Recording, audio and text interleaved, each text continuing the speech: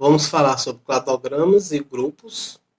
Vamos falar sobre biogeografia clavística. Continuar os nossos conhecimentos. Aqui a gente vê mais um cladograma, né? Aqui é o ancestral, né? Que é o grupo externo. E aqui eu tenho os organismos que eu estou estudando, que é o 2, 3, 4, 5, 6. Eu estou vendo que 5 é muito parente de 6, o 3 é muito parente de 4, é isso? E que o 2 é mais ancestral que eles. É isso que eu estou vendo nesse cladograma. Então, com relação ao cladograma, o que eu preciso saber? A gente viu que esses organismos que estão na ponta são os organismos recentes, geralmente eles representam os organismos de hoje. A gente chama de nó terminal, como se fosse um nó mesmo, ou UTO, ou táxon terminal, unidade taxonômica, organizacional. É a ponta do cladograma. Esse ancestral comum a gente chama de nó, né, um nó interno, né, um nó ancestral comum A e B. Esse outro é ancestral de A, B e de C. Esse ramo evolutivo, eu posso me chamar de galho evolutivo ou internó, que é entre um nó e outro. Esse nó mais ancestral de um cladograma eu chamo de raiz, é a raiz evolutiva. Geralmente é nessa raiz evolutiva que está o ancestral, que é o grupo externo. É na base do cladograma. Ele veio dessa base, veio da raiz. E a raiz é comum a todos os outros que estão no cladograma. A gente chama esse de táxon basal e esses aqui são táxons apicais, que é a ponta, a ápice e aqui a base. Isso é uma árvore filogenética, como a gente já viu, ou cladograma, mas eu posso representar também de forma mais matemática, no caso, como se fosse uma notação parentética, entre parênteses, representando o parentesco. Então, aqui A é muito parente de B, depois vem o parentesco deles dois com C, tá vendo? E E e D já estão separadinhos em outro ramo evolutivo. A mesma coisa aqui em forma de conjuntos, que a gente chama de diagrama de Venn, na matemática. Aqui eu também estou representando a mesma coisa.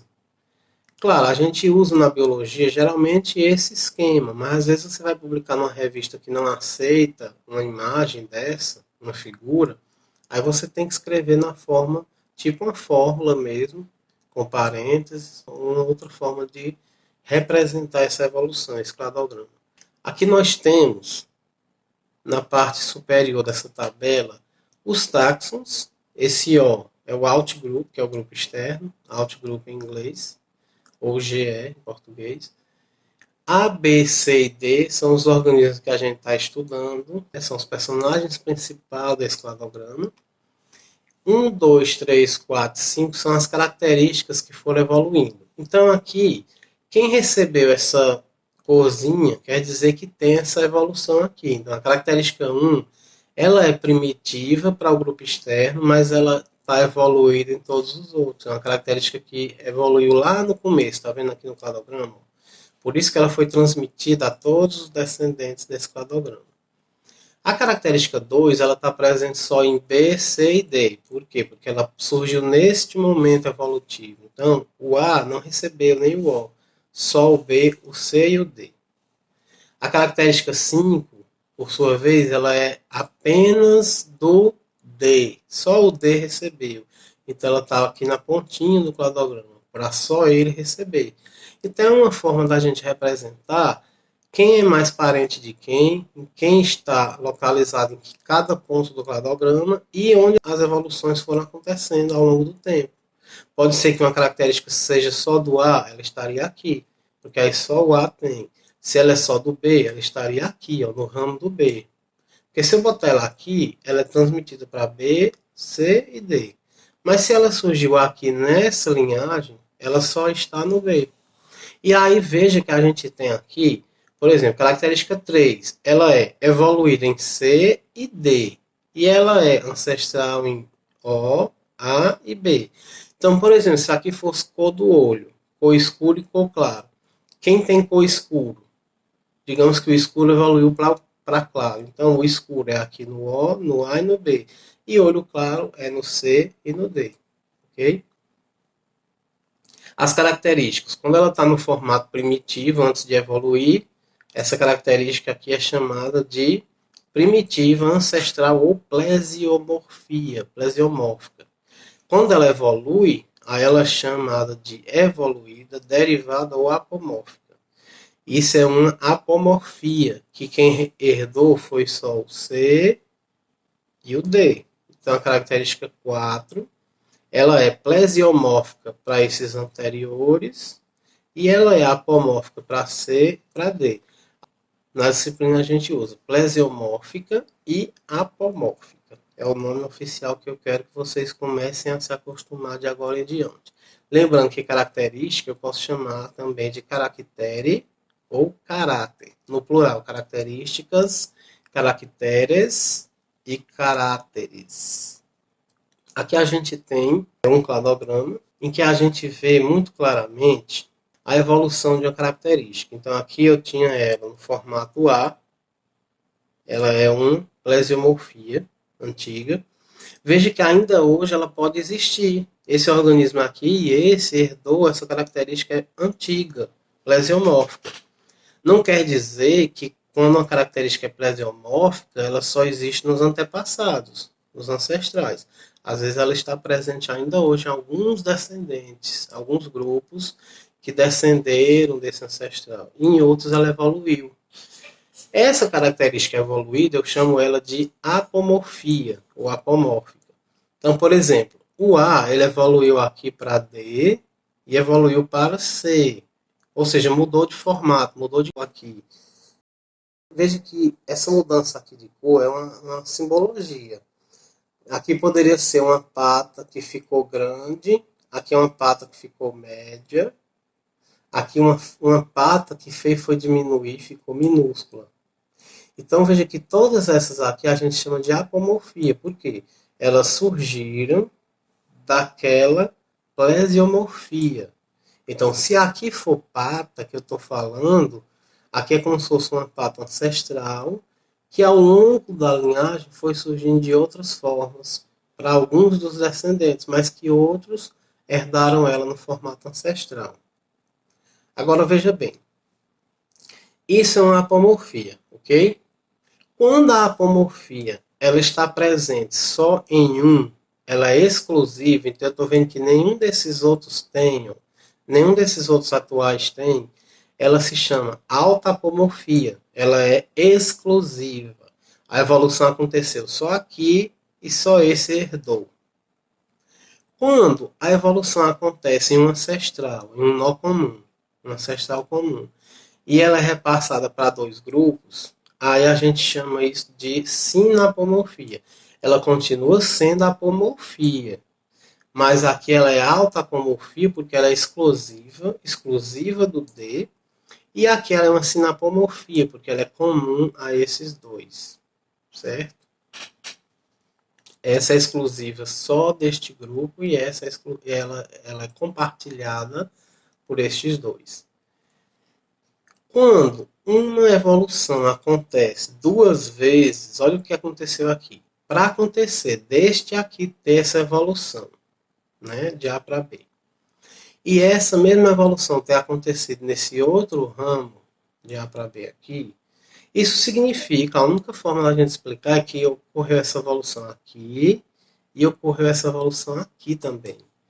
Olha só a diferença, gente. Aqui a evolução aconteceu uma vez, é uma coisa bem lógica, e ela foi transmitida para os descendentes. Perfeito. Foi transmitido para os descendentes. Neste caso aqui não foi isso que aconteceu. Provavelmente ela evoluiu aqui, foi transmitida para esse, e por acaso evoluiu aqui também e foi transmitido para esse. Isto aqui a ciência acha muito esquisito. A gente chama isso de homoplasia. É uma evolução que aconteceu estranhamente duas vezes. Mas é a única forma de explicar. Esse caso em que eu tenho organismos compartilhando uma característica, organismos de hoje, compartilhando uma característica que é lá do ancestral, mas que ainda existe, eu chamo de simplesiomorfia. Ou seja, gente, esse sim quer dizer compartilhado, junto. Então, quando eles compartilham uma coisa recente, é uma sinapomorfia.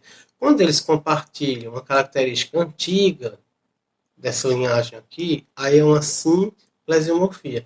E quando não é compartilhada, é exclusiva, é uma autapomorfia, ok? Quando a evolução acontece mais de uma vez, a mesma evolução estranhamente aconteceu mais de uma vez, eu chamo homoplasia. E isso é um ponto crítico na sistemática filogenética. É a pedra no caminho. Por quê? É muito estranho a evolução ter acontecido duas vezes da mesma forma. A sistemática filogenética sempre torce para tudo no cladograma ser sinapomorfias e autapomorfias, e jamais ser homoplasias, porque isso é esquisito demais. É muita coincidência. Aqui nós temos um exemplo dos vertebrados, né, as linhagens de vertebrados, e que a gente tem aqui. Agora a gente vai entender o que é um grupo monofilético, parafilético e polifilético. O monofilético eu posso chamar de grupo filogenético ou clado. E o grupo polifilético eu posso chamar de grado. Desses três, o único que é legítimo é o monofilético. Por quê? Porque ele pega todos os descendentes e mais o ancestral comum deles. É um grupo completo. É o monofilético. O parafilético e o polifilético são erros. São falhas que existiam no passado, antes de existir a sistemática filogenética. Hoje que a gente sabe que ela é baseada em evolução, a gente tem tudo na base do monofilético. Mas vamos ver o que é isso. Então, primeiro vamos imaginar os répteis. Dentro dos vertebrados existem répteis. Como eu falei para vocês, os répteis eles não podem mais ser isolados só assim, só répteis. Esse grupo ele é um grupo inapropriado, ele é parafilético. Por quê? O que é um grupo parafilético? Então agora a gente já entendeu o que é um grupo parafilético. É aquele grupo que tem um ancestral comum, um só ancestral comum, que é esse bem aqui, porém ele não pega todos os descendentes. Ele é incompleto, ele é parafilético. O grupo completo mesmo, que é o monofilético, que é representado aqui nessa cor azul, ele teria que pegar quem? As aves. Aqui sim é um grupo completo. Então eu só posso chamar répteis se eu incluir as aves, não só esses. Agora vamos imaginar o seguinte: existem animais aqui vertebrados que eles têm sangue quente. A gente chama eles de endotérmicos. Aqueles que são capazes de ter um metabolismo que aquece o corpo e por isso eles conseguem morar em qualquer lugar do planeta. Por exemplo, um sapo ele não tem sangue quente, ele não jamais conseguiria viver no Polo Norte ou no deserto do Saara, porque ele não consegue sobreviver a essa temperatura extrema. Para conseguir sobreviver a uma temperatura assim, geralmente é um animal que tem algum sistema de proteção ou então um sangue quente, como a gente chama endotérmico. Então, um mamífero e uma ave são endotérmicos. Olha só o que acontece. Eu tenho aqui mamíferos e tenho aqui aves. Estes têm sangue quente. Se eu juntar os dois e formar o grupo, o táxon de endotérmicos, olha que erro. Eu vou estar pegando um animal que veio dessa linhagem e um animal que veio desta outra. São dois grupos totalmente distintos na evolução. Nesse caso, o que aconteceu aqui? Eu formei um grupo que tem dois ancestrais comuns diferentes. Ó. Este é um ancestral comum dos mamíferos e este aqui da pontinha é um ancestral comum das aves. Então, como é um grupo pluri, aí eu chamo ele de polifilético, um grado. É um erro na sistemática, porque é um grupo que não tem lógica evolutiva. Eles têm linhagens evolutivas diferentes.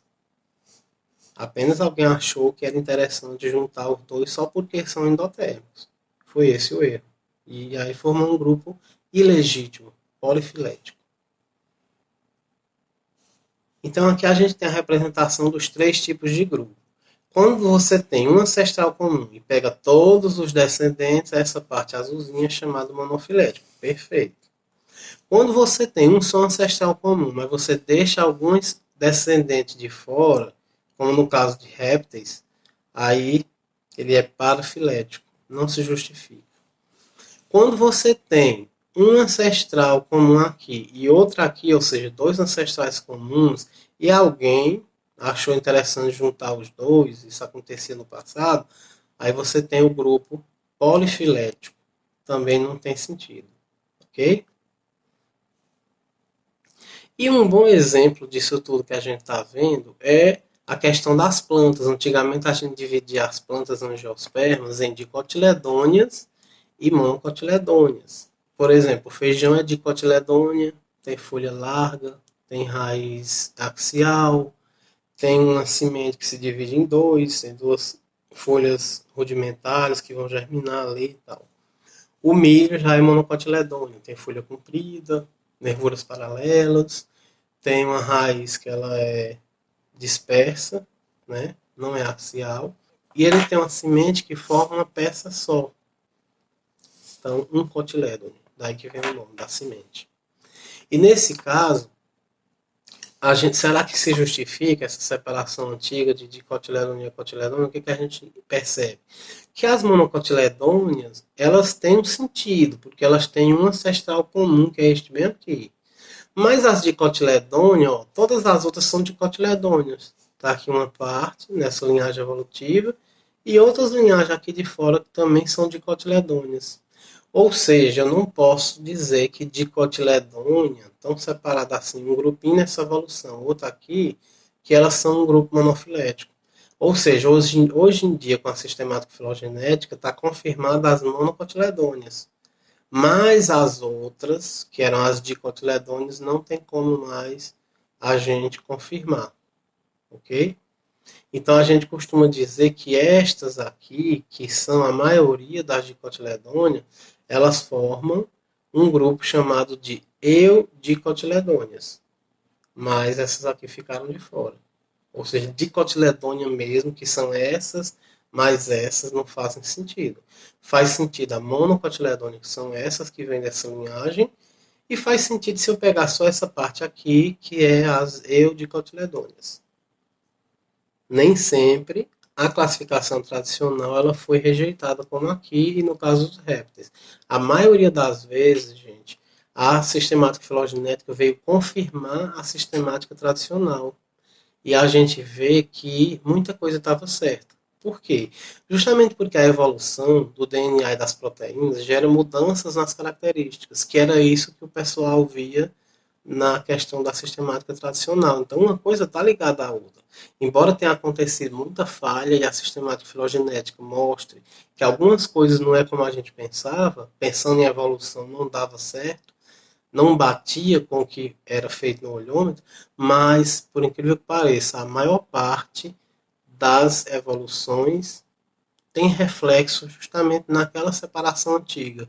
Então, elas estão casadas. Faz sentido a maior parte da sistemática. Agora, sempre tem aquelas exceções que a ciência foi mostrando que não faz sentido se você pensar filogeneticamente falando.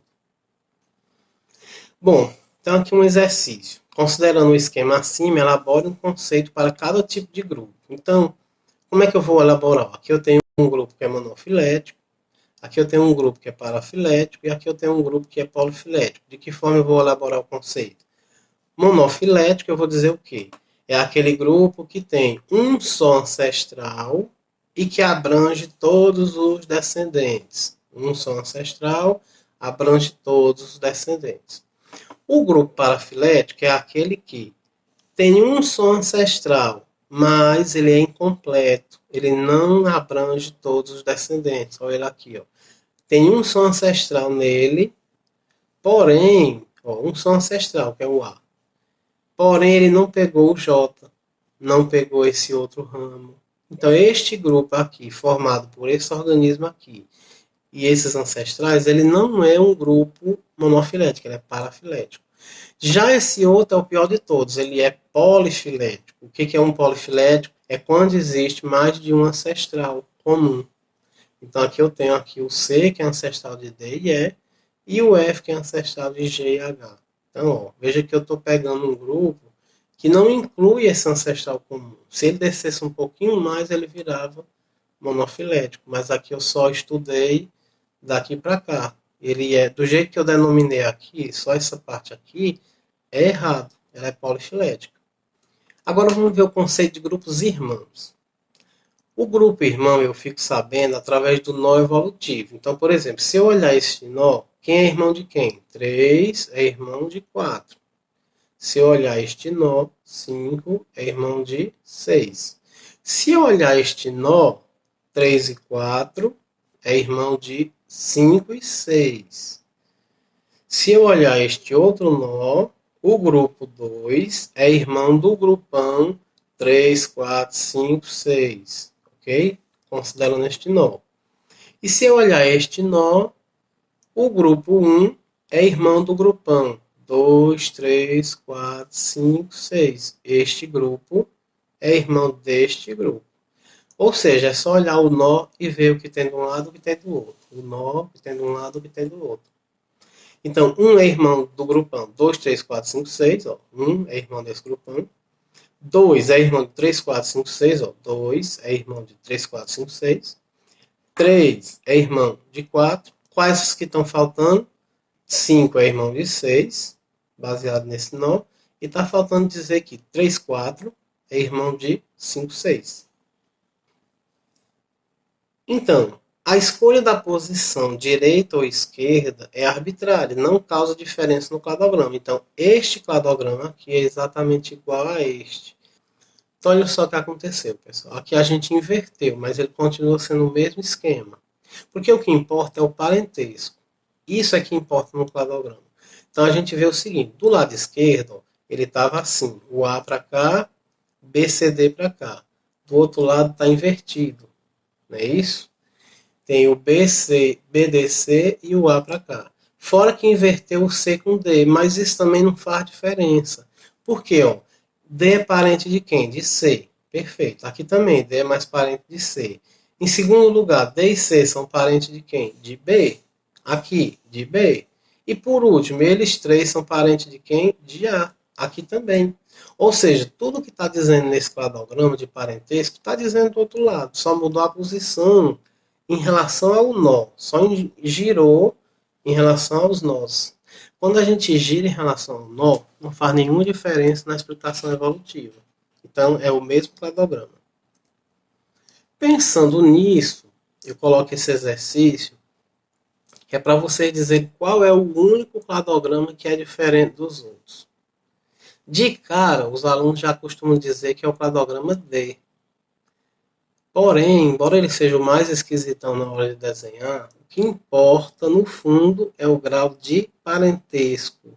É onde estão os grupos irmãos, é quem está coladinho com quem.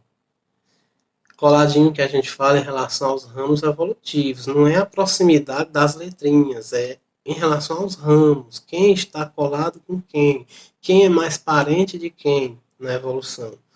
Então, se a gente for olhar aqui, o que acontece? Tente fazer aí, pare o vídeo e depois você bota play para continuar a explicação para ver a maneira de raciocinar isso.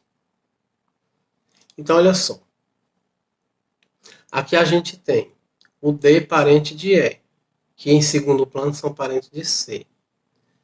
Aqui o D é parente de E, que em segundo plano é parente de B. Já viu uma diferença entre esse e esse.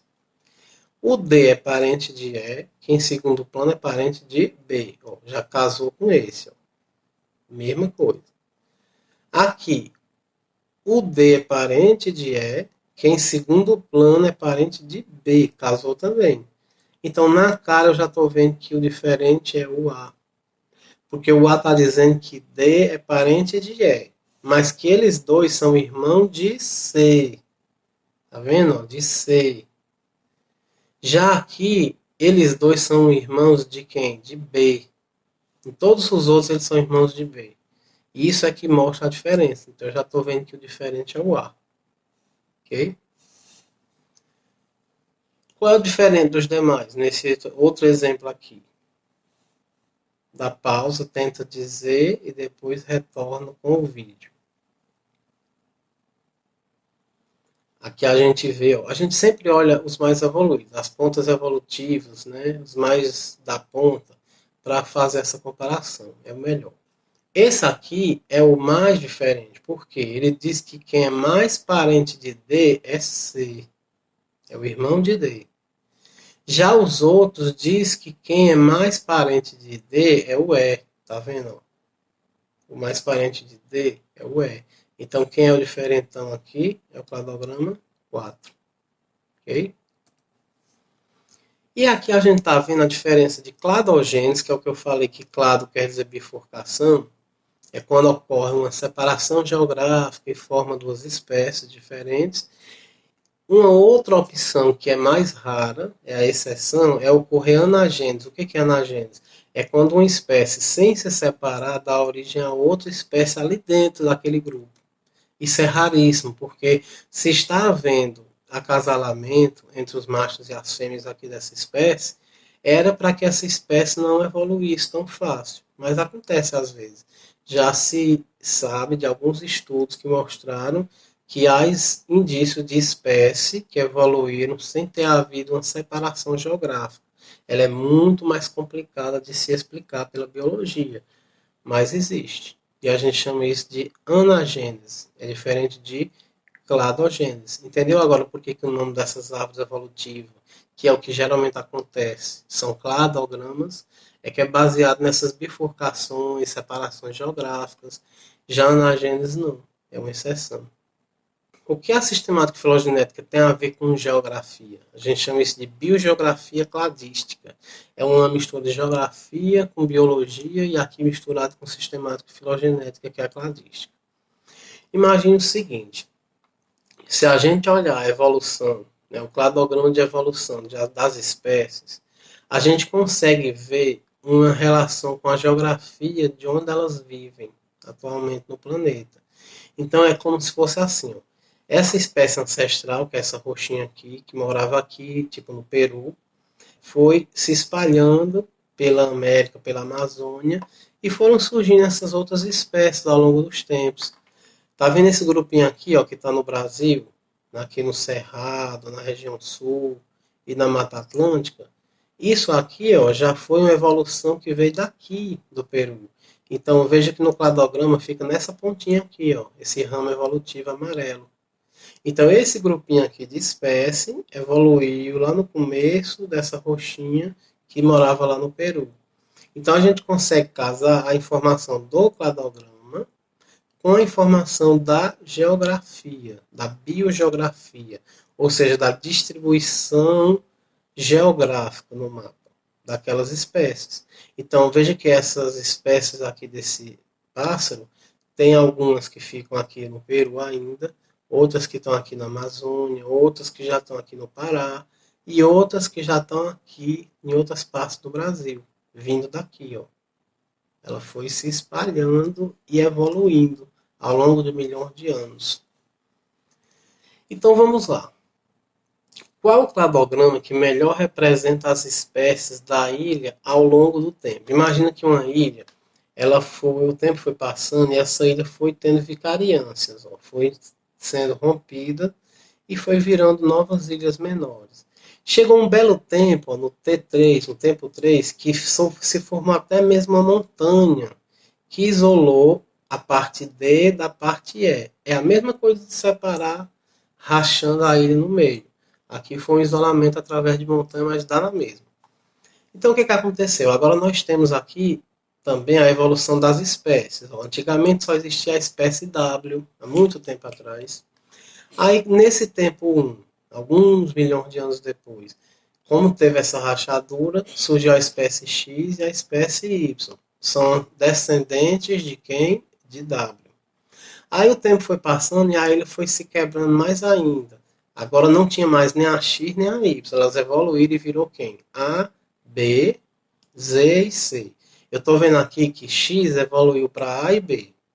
E Y evoluiu para Z e C. Aqui vamos supor que seja uma espécie que não consegue pular de uma ilha para outra. Né? Não é uma ave, que uma ave conseguiria. Mas vamos supor aqui que seja um réptil que não consegue atravessar esses canais de água que se formaram entre uma ilha e outra. Então aqui nesse caso, ó, com muito tempo, se X virou A e B, Y virou Z e C. O tempo foi passando, ó, A e B continua, C continua, mas Z, por causa dessa montanha, virou a espécie D e virou a espécie E. Não existe mais a Z. No T3 só existe espécie D e E, não mais Z. E a, B, C continua. E no T4 continua desse jeito. Só que o que aconteceu? As ilhas se juntaram, essa ilha com essa, e a espécie B passou a conviver com a C. Mas não tinha mais como misturar, porque elas já eram espécies diferentes. Nesse caso, aí vem a pergunta: qual é o cladograma que melhor representa as espécies da ilha ao longo do tempo? Eu já ajudei muito explicando o que aconteceu aí nessas figurinhas, e agora o trabalho de vocês é só dizer qual é o cladograma que melhor representa. Dá uma pausa no vídeo e depois tenta ver se acertou.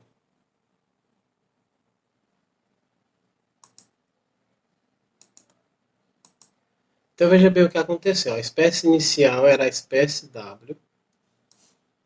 A espécie W evoluiu para duas espécies.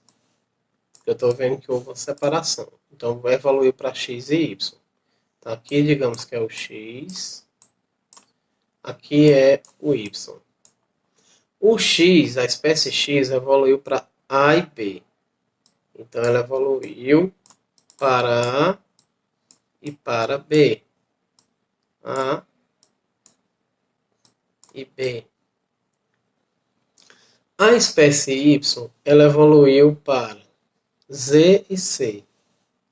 Evoluiu para C, que ficou até o final, e ela evoluiu para Z. Sendo que a espécie Z, ela evoluiu para D e E. Então eu sei que a espécie Z evoluiu para D e para E. Então isso representa o que aconteceu nessas ilhas. Qual é a alternativa que melhor explica? Qual é a alternativa que melhor explica isso? É justamente a alternativa A. Ela tem exatamente o mesmo parentesco entre os organismos que está no esquema que a gente fez olhando o que aconteceu nas ilhas. Pronto.